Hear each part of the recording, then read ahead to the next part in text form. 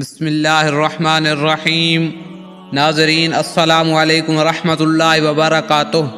حضرت اویس قرنی رضی اللہ تعالی عنہ میرے حضور علیہ السلام کے صحابی تو نہیں ہیں بلکہ تابعی ہیں، اور میرے حضور کو اتنے آپ پسند تھے، اتنے آپ کو پیارے لگتے کہ حضور اکرم صلی اللہ علیہ وسلم آپ کبھی کبھی یمن کی طرف اپنا چہرہ مبارک کر کے حضور فرماتے کہ میں یمن کی جانب سے رحمت کی ہوا آتی ہوئی پاتا ہوں، اور حضور علیہ السلام فرماتے ہیں کہ قیامت کا دن 70,000 ملائکہ حضرت اویس قرنی کو جنت میں داخل کریں گے، یعنی لے جائیں گے، اور وہ فرشتے بھی حضرت اویس قرنی کی طرح ہوں گے،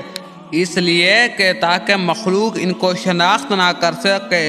سوائے اس شخص کے جس کو اللہ تعالیٰ ان کے دیدار سے مشرف کرنا چاہے گا۔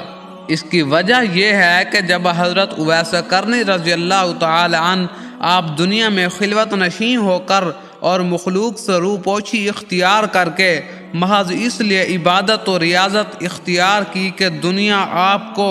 برگزیدہ تصور نہ کر، یعنی اللہ تعالیٰ کا ولی نہ کہے، اور اسی مصلحت کے پیش نظر قیامت کے دن آپ کی پردہ داری قائم رکھی جائے گی۔ جب صحابہ کرام رضی اللہ تعالی عنہ نے حضور سے پوچھا حضور وہ کون شخص ہیں اور کہاں مقیم ہیں، تو آپ نے فرمایا کہ وہ اللہ تعالیٰ کا ایک بندہ ہے۔ پھر صحابہ کرام کے اصرار کے بعد فرمایا کہ وہ اویس قرنی ہیں۔ حضور اکرم صلی اللہ تعالی علیہ وسلم نے فرمایا کہ میری امت میں ایک ایسا شخص ہے جس کی شفاعت سے قبیلہ ربیہ اور مضر کی بھیڑوں کے بالوں کے برابر گناہ گاروں کو بخش دیا جائے گا۔ یہ قبیلہ جو قبیلہ ربیہ اور مضر، یہ دو قبیلے ہیں جن میں بکثرت بہت زیادہ بھیڑیں پائی جاتی ہیں۔ جب صحابہ کرام نے پوچھا کہ کیا وہ آپ کی خدمت میں کبھی حاضر ہوئے ہیں، تو آپ نے فرمایا کبھی نہیں، لیکن چشم ظاہری کی بجائے چشم باطنی سے اس کو میرے دیدار کی سعادت حاصل ہے، اور مجھ تک نہ پہنچنے کی دو وجوہ ہیں۔ پہلا یہ کہ غلبہ حال یعنی موجودہ حال کی وجہ سے، اور دوسرا یہ کہ تعظیم شریعت، کیونکہ اس کی والدہ جو ہے وہ مومنہ ہے اور ضعیف اور نابینا ہے، اور اویس قرنی شتر بانی کے ذریعے ان کے لیے معاش حاصل کرتا ہے۔ پھر جب صحابہ نے پوچھا کہ کیا ہم ان سے شرف نیاز حاصل کر سکتے ہیں، تو حضور نے فرمایا نہیں، صرف عمر اور علی ان سے ہی ملاقات کریں گے، اور ان کی شناخت یہ ہے۔ حضور نے ان کو بتایا، فرمایا کہ پورے جسم پر بال اور ہتھیلی کے بائیں پہلو پر ایک درہم کے برابر سفید رنگ کا داغ ہے، لیکن وہ کسی بیماری کا برس کا داغ نہیں۔ لہٰذا جب ان سے ملاقات ہو تو حضور نے اپنے ان دو صحابہ یعنی حضرت عمر اور حضرت علی سے فرمایا میرا سلام پہنچانے کے بعد میری امت کے لیے دعا کرنے کا پیغام بھی دینا۔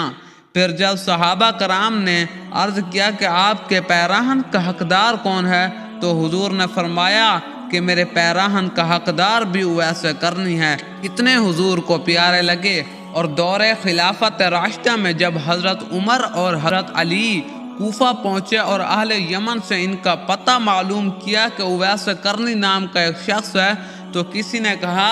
کہ میں ان سے پوری طرح واقف نہیں ہوں، البتہ ایک دیوانہ قسم کا شخص ہے، دیوانہ آبادی سے دور عرفہ کی وادی میں اونٹ چرایا کرتا ہے،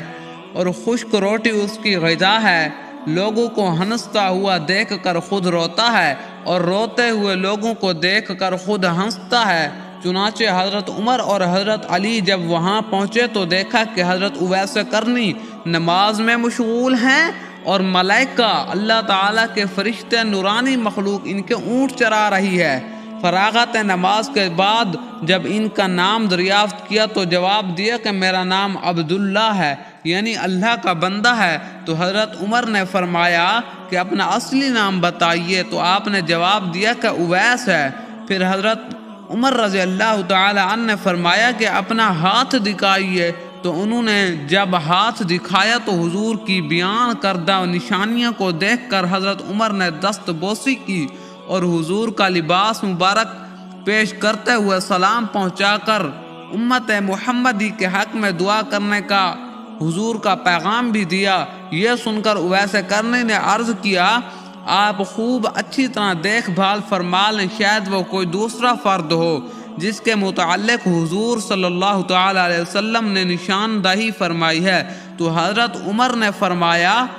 جس کی نشاندہی حضور نے فرمائی، جو نشانیاں حضور نے فرمائی وہ آپ میں موجود ہیں۔ یہ سن کر حضرت اویس قرنی نے عرض کیا کہ اے عمر، تمہاری دعا مجھ سے زیادہ کارگر ثابت ہو سکتی ہے۔ آپ نے فرمایا میں دعا کرتا ہی رہتا ہوں، البتہ آپ کو حضور کی وصیت پوری کرنی چاہیے۔ تو حضرت اویس قرنی نے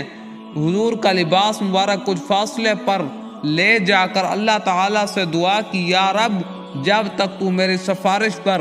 امت محمدی کی مغفرت نہ کر دے گا، میں سرکار دو عالم کا لباس ہرگز نہیں پہنوں گا، کیونکہ تیرے نبی نے اپنی امت کو میرے حوالے کیا ہے۔ چنانچہ غیب سے آواز آئی کہ تیری سفارش پر کچھ افراد کی مغفرت کر دی ہے۔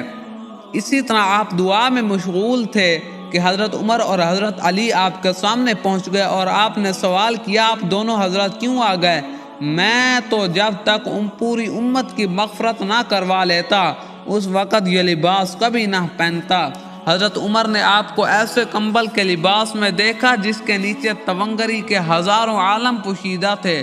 یہ دیکھ کر آپ کے قلب میں خلافت سے دستبرداری کی خواہش پیدا ہوئی اور فرمایا کہ کوئی ایسا شخص ہے جو روٹی کے ٹکڑے بدلے میں مجھ سے خلافت خرید لے۔ یہ سن کر حضرت اویس قرنی نے کہا کہ کوئی بیوقوف شخص ہی خرید سکتا ہے، آپ کو تو فروخت کرنے کی بجائے اٹھا کر پھینک دینا چاہیے، پھر جس کا جی چاہے اٹھا لے گا۔ یہ کہہ کر حضور اکرم صلی اللہ تعالی علیہ وسلم کا بھیجا ہوا لباس پہن لیا اور فرمایا کہ میری سفارش پر بنو ربیہ اور بنو مضر کی بھیڑوں کے بالوں کے برابر اللہ تعالیٰ نے لوگوں کی مغفرت فرما دی۔ اور جب حضرت عمر نے آپ سے حضور صلی اللہ تعالی علیہ وسلم کی زیارت نہ کرنے کے متعلق سوال کیا تو آپ نے ان سے پوچھا کہ اگر آپ دیدار نبی سے مشرف ہوئے ہیں تو بتائیں کہ حضور کے آبرو کشادہ تھے یا گھنے تھے؟ لیکن دونوں صحابہ جواب سے معذور رہے، اس لیے کہ جو محبوبوں کے، جو اپنے حبداروں کے زیادہ نزدیک رہتے ہیں ان کو محبوب کی شکل و صورت یاد نہیں رہتی، لیکن یہ عشق کے اور ہی معاملات ہوتے ہیں، ان سے سمجھ ہی نہیں آتی۔ عشق جو ہوتا ہے یہ عقل کے خلاف ہوتا ہے، ہماری عقل جس طرح چاہتی عقل عشق میں اس کے خلاف ہوتا ہے۔ دوستو، مزید اسی طرح کی اچھی اسلامی واقعات والی ویڈیوز دیکھنے کے لیے ہمارے چینل کو سبسکرائب، ویڈیو کو لائک کریں اور ثواب کی نیت سے اپنے دوستوں تک بھی شیئر کیجئے۔ آپ اگر ہمارے چینل کو دیکھتے رہیں گے تو انشاءاللہ اللہ تعالیٰ آپ کو دین کی بہت سمجھ عطا فرمائے گا۔ جزاک اللہ۔